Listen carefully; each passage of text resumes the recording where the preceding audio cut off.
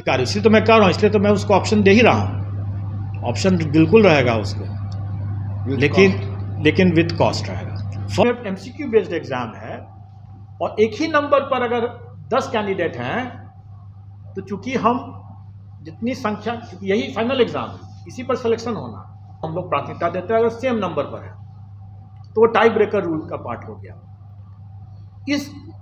इसकी जब व्याख्या हम लोगों ने कर दिया उस रिजल्ट के साथ साथ, तो उसके आलोक में एक कैंडिडेट ने हम लोगों से ये परीक्षा किया, वो तो नहीं चलेगा।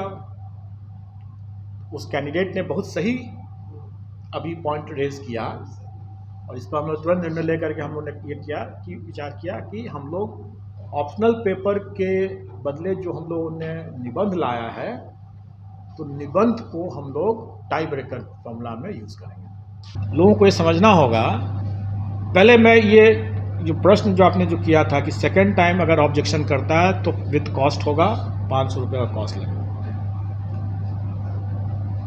ठीक है, ये आप समझ जाएं। और इस बार हम लोग जो ऑब्जेक्शन की जो व्यवस्था जो करेंगे, अभी तक हम लोग ईमेल से लेते रहे, हम ईमेल से नहीं लेंगे। उन्हें कट ऑफ के साथ साथ डेट ऑफ बर्थ भी दिया, कट ऑफ के साथ साथ डेट ऑफ बर्थ भी दिया। ऐसा इसलिए कि पीटी एग्ज़ाम में क्या होता है, जैसे कंबाइंड सिविल सर्विसेज एग्ज़ाम में जब पीटी हम लोग लेते हैं तो एक ही कट ऑफ नंबर पर जितने कैंडिडेट होते हैं उन सबको ले लेते हैं।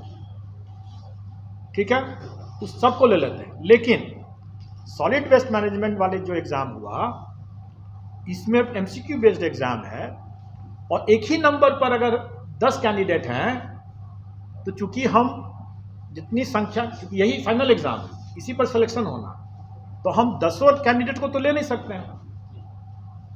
एक ही नंबर पर जब 10 कैंडिडेट हैं तो 10 को तो नहीं ले सकते हैं, तो हमको टाई ब्रेकर रूल्स को इस्तेमाल करना पड़ता है। और वो टाई ब्रेकर रूल में डेट ऑफ बर्थ, मतलब जो एज है वो इम्पॉर्टेंट हो जाता है। तो जिसका ज़्यादा एज है उसको हम लोग, वो हमारा रूल है बना हुआ है, और उसी ज़्यादा एज वाले को हम लोग प्राथमिकता देते हैं अगर सेम नंबर पर है, तो वो टाई ब्रेकर रूल का पार्ट हो गया।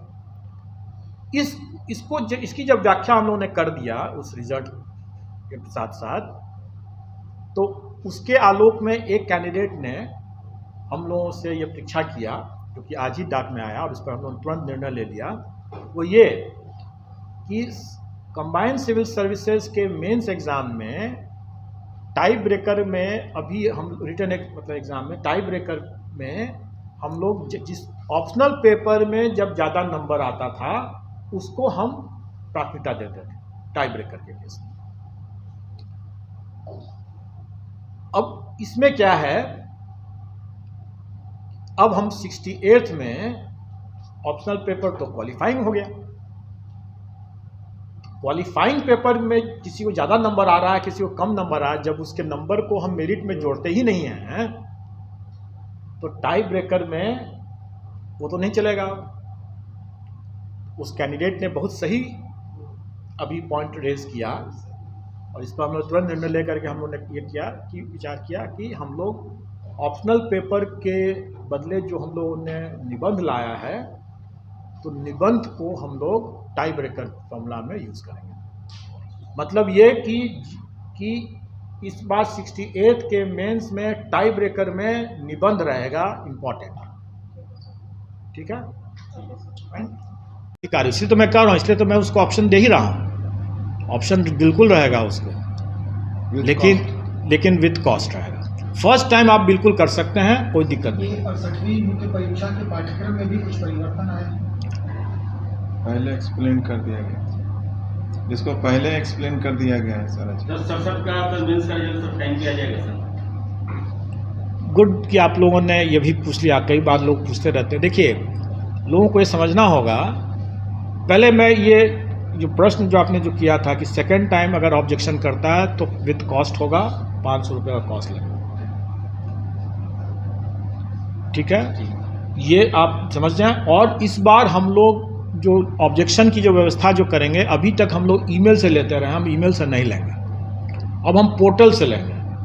क्योंकि अब हम पोर्टल से आपको लॉक करेंगे, इन द सेंस कि अगर आपने प्रथम बार अगर आपने ऑब्जेक्शन रेज नहीं किया है तो द्वितीय बार आप ऑब्जेक्शन नहीं कर सकेंगे, क्योंकि आपको पोर्टल से ही कर सकते हैं, हम पोर्टल के बाहर ऑब्जेक्शन एंटरटेन नहीं करेंगे।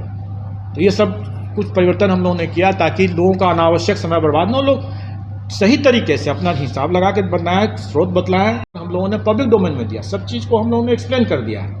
उसके बाद आप भी समझ करके अगर ईमानदारी से आपको लगता है कि वाकई में उसमें गलत हम लोग कुछ कर रहे हैं तो बाय ऑल मीन्स आप बताइए हमें। लेकिन ये फर्स्ट टाइम आप बता दीजिए ना, हम तो फर्स्ट टाइम ही कई ऐसे कंट्रोवर्शियल क्वेश्चंस के जिसमें मुझे लगता था कि गलत लोग उसकी समझ सकते हैं, तो हम लोग पहले ही एक्सप्लेनेटरी नोट दे दिए। लेकिन सर पोर्टल से जैसे बोल रहे हैं कि उसको हम चेंज कर लेंगे, उसको बैन कर, सेकेंड बार में ऑब्जेक्शन ही नहीं कर पाएगा। अगर उसने पहले बार में नहीं ऑब्जेक्शन किया है तो सेकंड बार में उसको करना भी नहीं है, करना भी नहीं है। नहीं सर, फीस देके जो बता रहे हैं फीस पहली बार जो करेगा वही सेकंड टाइम कर सकता है, वो फाइनल है। अब रही बात, एक और प्रश्न आपने पूछा था, नहीं आपने मूल्यांकन के बारे में पूछा था। देखिए अभी हम लोग जो मूल्यांकन कर रहे हैं, जो MCQ बेस्ड जो एग्ज़ाम्स का मूल्यांकन तो कंप्यूटर से कर रहे हैं, उसमें हम लोगों ने काफ़ी स्पीड अप किया और कई मूल्यांकन हम लोगों ने सही कर लिया। जो क्वेश्चंस आंसर की का जो कठिनाई होती थी उसको हम लोगों ने और हमारे सचिव साहब जो एग्जामिनेशन कंट्रोलर हैं, हम लोगों ने काफ़ी मेहनत करके कई राउंड में, अब आप देख रहे हो कि रिवाइज SOP के लाइट में हम लोगों ने करेक्ट करके आंसर की हम जो फाइनल कर रहे हैं, अब उसी पर हम आंसर उसी पर फिर इवैल्यूएशन कर रहे हैं। और हमारा MCQ बेस्ड जो जितने बचे हैं, शायद 2 बचते हैं ना अभी, 2 बच रहे हैं। कौन कौन? एक असिस्टेंट टाउन प्लानिंग वाला, असिस्टेंट टाउन प्लानिंग का है, और एक और कोई बच रहा है। तो इन 2 का हम लोग इसने एक MCQ बेस्ड और एक रिटर्न है शायद, वो प्रोजेक्ट मैनेजर का ना, हाँ प्रोजेक्ट मैनेजर का, ये दोनों का हम लोग रिजल्ट दे देंगे इस महीने के अंत तक में।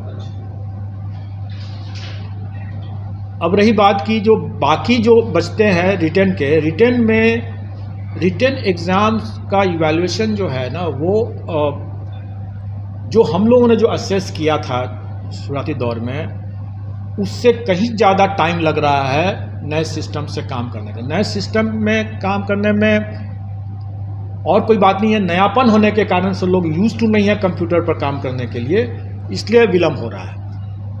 आप समझ सकते हैं कि हमारे कई एक्सपर्ट्स जो सीनियर सिटीजन्स हैं और कंप्यूटर के स्क्रीन पर 4-4 घंटे 5-5 घंटे काम करना, किसी लोगों को आँख में प्रॉब्लम भी आ जा रहा है, दर्द हो जा रही है, ऐसे कई लोग हैं।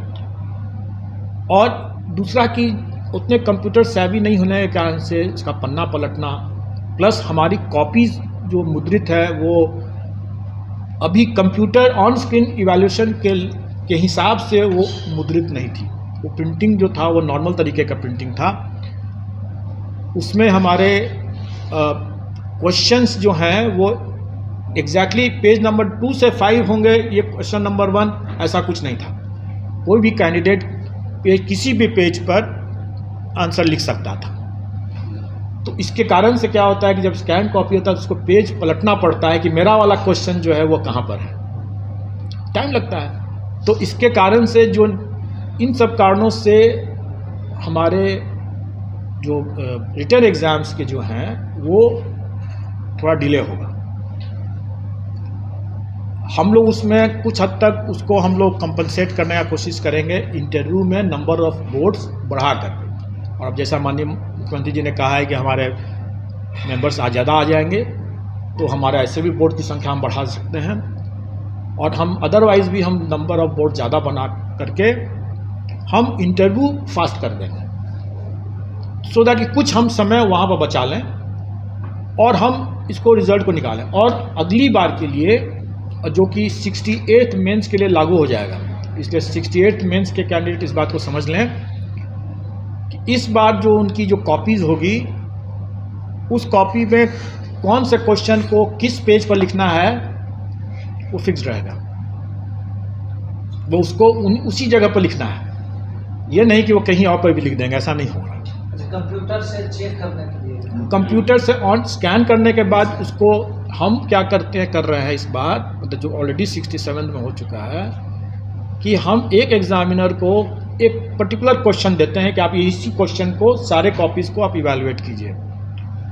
अब चूंकि कैंडिडेट ने किस पेज पर वो क्वेश्चन लिखा मालूम नहीं है, तो उसको तो हम एग्जामिनर को हम पूरी कॉपी स्कैन कॉपी दे देते हैं, वो उसमें से पन्ना पलट कर देखता है कि उसका वाला क्वेश्चन किस पेज पर है। टाइम लगता है उसमें, और जैसे कंप्यूटर साहब ही नहीं है, पन्ना पलटते पलटते कभी आगे बढ़ गया फिर पीछे जाएगा, तो एवरीथिंग रिक्वायर्स टाइम ना, तो उसमें काफ़ी टाइम बर्बाद होता है, उतना नहीं है। तो अभी हम लोग क्या करेंगे, जो कि 68 में उसमें कॉपीज़ में फिक्स्ड प्लेस पर क्वेश्चन रहेगा कि इसी जगह से आपको लिखना है, मतलब उतना ही दूर में आपको लिखना है, जैसा कि और भी एग्जाम्स में यूपीएससी भी शायद करता है। 67 से ये अलग होगा। 68 में अलग था, ये नहीं था कि किस पेज पे लिखना है। अब 68वीं से हो जाएगा, क्योंकि अब हम देख रहे हैं कि ऑन स्क्रीन में लोग अभी जैसे यूज टू भी हो रहे हैं, तो थोड़ा थोड़ा स्पीड बढ़ भी रहा है। और अगर हम 68 में जैसे कॉपीज़ इस तरह से अगर हम मुद्रित कर देंगे तो आसान हो जाएगा, फिर हम एग्जैक्टली वही वाला पेज देंगे जिस पेज पर उनका क्वेश्चन है। ठीक है सर, इसमें